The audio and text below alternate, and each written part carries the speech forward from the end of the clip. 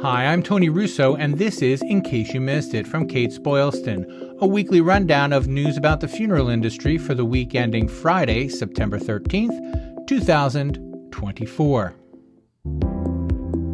The first story is really more commentary on some of the things that are going on in funeral service, because I think there are at least two factors associated with this. But it's important to tell you up front that I am still trying to get in touch with the funeral directors in question to see what their actual story is. But the story reads like a white paper on how not to do a succession transition. The first story, this is two stories that occurred over the course of 5 years.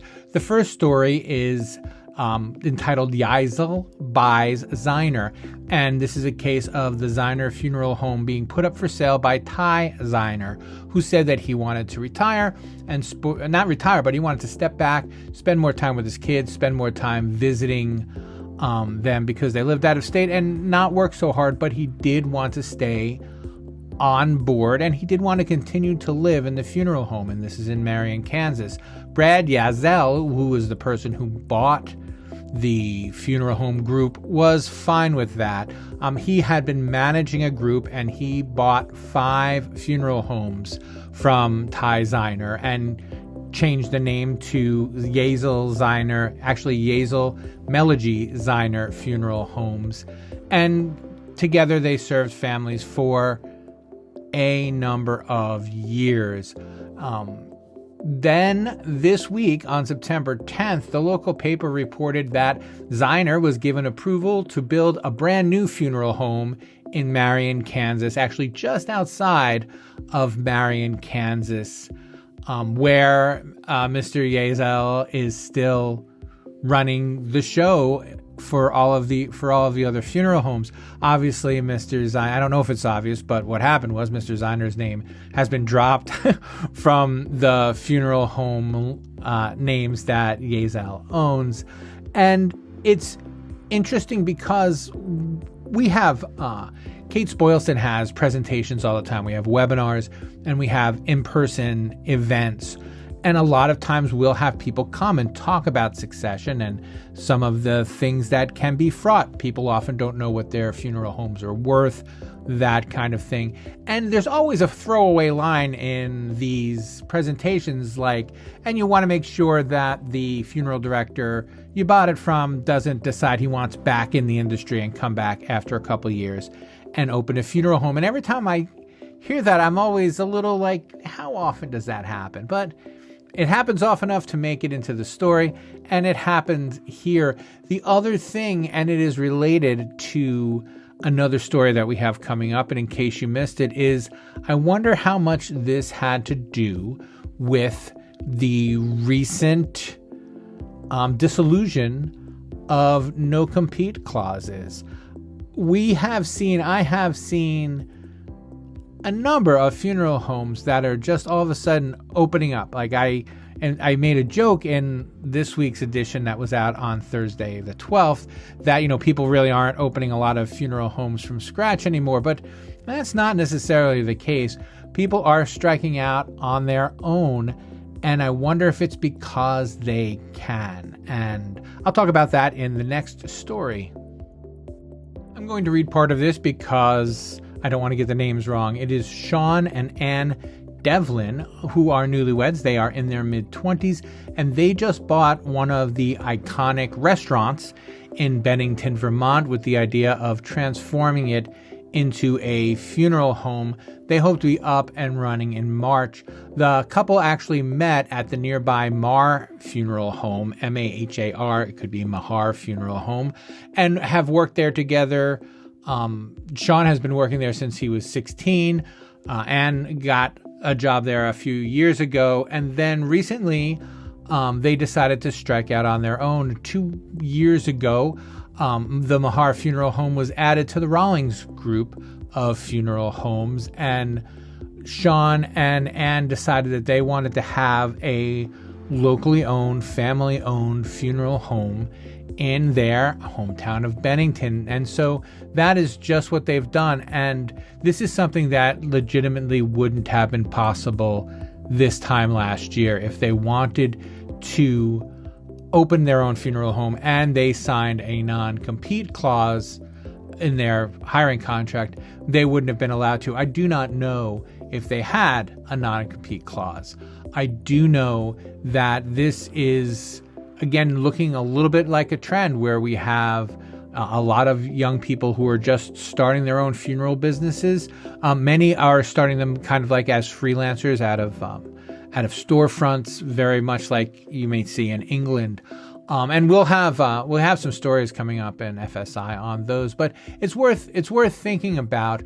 I remember speaking with a funeral executive who I'm not going to name because this funeral executive didn't know I was going to be bringing them up, but I asked them, about non-compete clauses in general, and this person said we don't use them and we never have at our operation because we think we treat our employees well enough, and if they can do better elsewhere, then that is on us and it's on them. If they've reached their full potential and we can't offer them anymore, then we deserve to have them as competition. And so rather than have any non-compete clauses at all, they try to make their employees feel like they're a critical part of the operation. So it's something to consider as things go on and as people get to the point that they feel like they want to move up. Do you have room for people who want to move up to move up? It's important to say I do not know if that is the case here. I'm using this story as an excuse to talk about something else that I've noticed. Again, you can read the whole story for yourself, link in the show notes, and we will follow up as we are able in Funeral Service Insider, the newsletter. If I remember to, I will run something as a reminder to everyone when the November funeral service insiders start coming out. But there was an interesting kind of, rough day, I guess, for the employees and owners of the Restlawn Memory Gardens and Funeral Home, which is in West Salem, Oregon. And they were celebrating, they were memorializing 9/11 this week, and so they put up this huge flag, but they couldn't get it all the way to the top of their building, or the way that it was displayed, the flag was dragging on the ground, and there was kind of immediate response from the community saying, hey, that is against the rules. And it reminded me of a story that I learned when I was very young about the American flag that I want to share with you. And hopefully this will help it stick, because it is really important to a lot of people that flags are properly displayed. I was working in a hotel in New Jersey, and an old man came in, and this was in the 80s, so he was an old man in the 80s, who came in and he said, I drove by here last night and the light's out and your flag's not lit, and we need you to get that flag lit by tonight. And I'm like, yeah, sure, whatever. I was a kid. And so I kind of chuckled my way back into the office. I said to my boss, hey, this is what happened. And he said, oh no, we have to do that right away. I don't think you understand how seriously, because you're a kid, veterans take that kind of thing. And not only did we have that light right away, but someone was in charge of making sure, the last guy who went home at night had to make sure that the light was lit and the light was on. And that is, I think, a policy at that hotel to this day. So it's important because people notice. They don't notice, as everyone who has their own business knows, they don't often notice when you get things right. But if you get something wrong, take it from me who writes on the internet, you're going to hear about it. So this is a cautionary tale. He didn't have a lot of bad will in the community. People called him. They said, hey, you can't have the flag dragging on the ground. And he said, absolutely, our bad. We thought that we were going to be able to make something work. Clearly it didn't. They took it down right away and changed the way that their display worked. And it was fine for them. And they just got attention that they probably didn't need for a transgression that they may not have known about. So there are people who will come out, the VFW and the American Legion will come out, and they'll help you get your flags in order. If your flags are tattered, they will take them from you and make sure that they are disposed of properly. I'm sure most people know this, but this one funeral home didn't. So if there's another one that doesn't, and we can help them by giving them the heads up, so much the better. So in the beginning of August, Parklawn went private. It was acquired by a company formed by Homesteaders Life Company and Birch Hill Equity Partners. The idea was to give the consolidator a little bit of financial breathing room so it could both better operate and make timed decisions about which companies it would acquire and why. This week I got the first news release that I've gotten from Parklawn about not a shakeup. Shakeup is the wrong word because I think everybody kept their jobs, but some moving around that they've done to better accommodate their new structure. First off, Jennifer Hay, who used to be the Chief Strategy Officer and General Counsel, is now the President and General Counsel of Parklawn. Their former President and Chief Operating Officer, Jay Dodds, is now the Chief Strategy Officer, and he's going to continue as part of the executive leadership team. And finally, Matthew Forestieri has been named Chief Operating Officer, and he has been with the company since 2018 in senior field operational roles, according to the news release.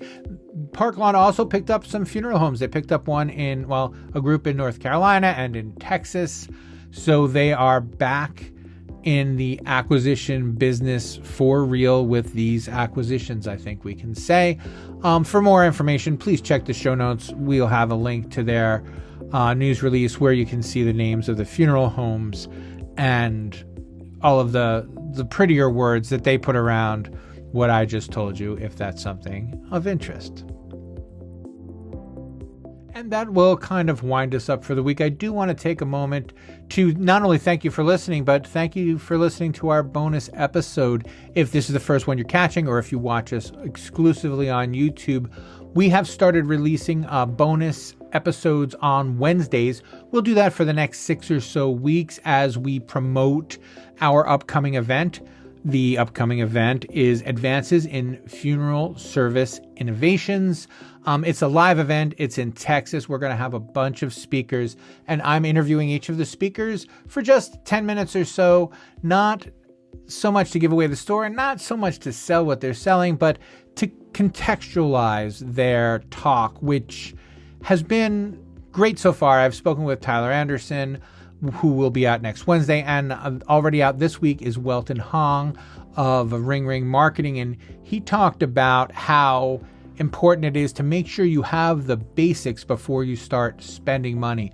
So if rather than throwing money at Google ads or Facebook ads or any kind of digital ad, make sure you're doing all the free stuff as well as can be done first. That's the real short version. The longer version is about 10 minutes long, and you can find it on the In Case You Missed It feed, the Funeral Service Insider feed here on both on our YouTube channel and on our podcast links wherever you listen to podcasts.